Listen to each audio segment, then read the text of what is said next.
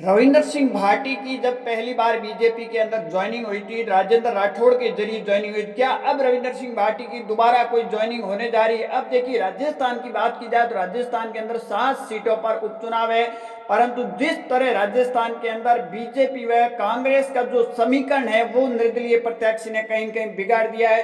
चाहे वो अगर बात की जाए खींवसर सीट पर हनुमान बेनीवाल हो, या फिर देवलिया सीट पर बात की जाए नरेश मीणा हो, झुंझुनू सीट पर अगर बात की जाए तो राजेंद्र गुड़ा हो, परंतु जिस तरह 2 सीटों पर रविंदर सिंह भाटी के लिए कहीं ना कहीं बुलावा है वो आता हुआ नजर आ रहा है। क्या रविंदर सिंह भाटी जाएंगे झुंझुनू सीट पर चुनाव प्रचार करने के लिए? और एक नरेश मीणा है जो हमेशा कह रहे हैं कि रविंदर भाटी हमारे लिए कभी भी प्रचार करने के लिए मना नहीं करेंगे। तो उससे पहले क्या बीजेपी और कांग्रेस की और मुश्किलें बढ़ती हुई नजर आ रही? क्या रविंदर सिंह भाटी को लेकर बीजेपी के अंदर कोई मंथन हो रहा है? क्या बीजेपी ज्वाइनिंग होंगी? इसको लेकर पिछले एक हफ्ते में कई कयास लगाए जा रहे हैं, क्योंकि राजस्थान के अंदर उपचुनाव की तारीख की जैसे घोषणा होती है, उसके बाद प्रत्याशी की घोषणा होने के बाद में, निर्दलीय चुनाव मैदान में उतरने के बाद में जो समीकरण है वो पूरे के पूरे राजस्थान में एक बार चेंज हो जाते।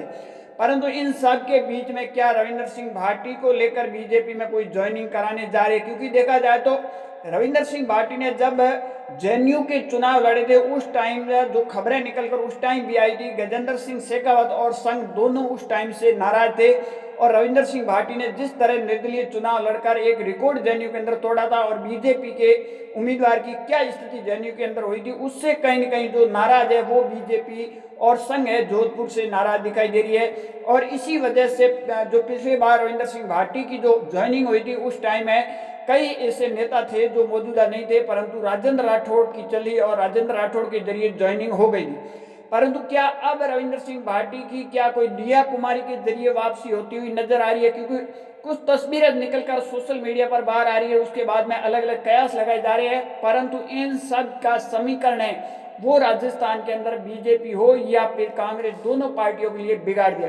अगर बात की जाए खींवसर सीट पर, तो खींवसर पर सीट में बात की जाए तो त्रिकोणीय मुकाबले में सीट फंसी हुई है। यहाँ बीजेपी के रेवत राम डांगा, आरएलपी के कनिका बेनीवाल, और अगर बात की जाए कांग्रेस से तो कांग्रेस ने रतन चौधरी को चुनाव मैदान में उतारने के बाद में यह मामला त्रिकोणीय में फंस चुका है। परंतु यहाँ देखा जाए तो आज की स्थिति देखा जाए तो बीजेपी आपको 1 नंबर पर नजर आ रही है। उसके बाद अगर बात की जाए रामगढ़ सीट पर, तो रामगढ़ सीट पर कांग्रेस ने जो कार्ड खेला उसमें कांग्रेस आज 1 नंबर पर नजर आ रही है। इनके अलावा जो सीटें हैं, सलूम्बर सीट की बात की जाए तो सलूम्बर सीट पर कांग्रेस बीजेपी बुरी तरह फंस चुकी है, और यहाँ अगर बात की जाए बीजेपी पार्टी है वो कांटे की मुकाबले के में अंदर सामने खड़ी नजर आ रही है। और उसके बाद अगर बात की जाए देवलिया सीट पर बात की जाए तो नरेश मीणा का कांग्रेस से टिकट कटने के बाद में नरेश मीणा जिस तरह कांग्रेस और बीजेपी दोनों को चुनौती देते हुए नजर आ रहे हैं, और नरेश मीणा के लिए रविंदर सिंह भाटी है वो चुनाव प्रचार करने के लिए जाएंगे।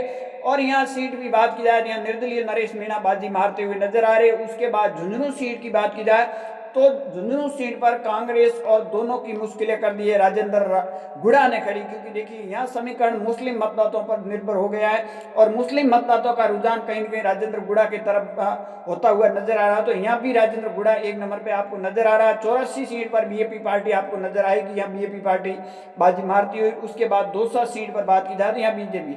परंतु इन सब के बीच में क्या रविंदर सिंह भाटी की बीजेपी के अंदर ज्वाइनिंग होने जा रही?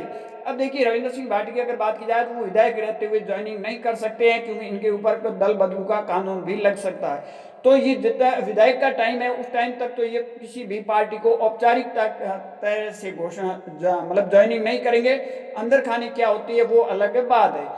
आप सबकी इस पर क्या राय, कमेंट सेक्शन जरूर देना। ज्यादा जानकारी के लिए हमारे यूट्यूब चैनल को जरूर फॉलो कीजिए।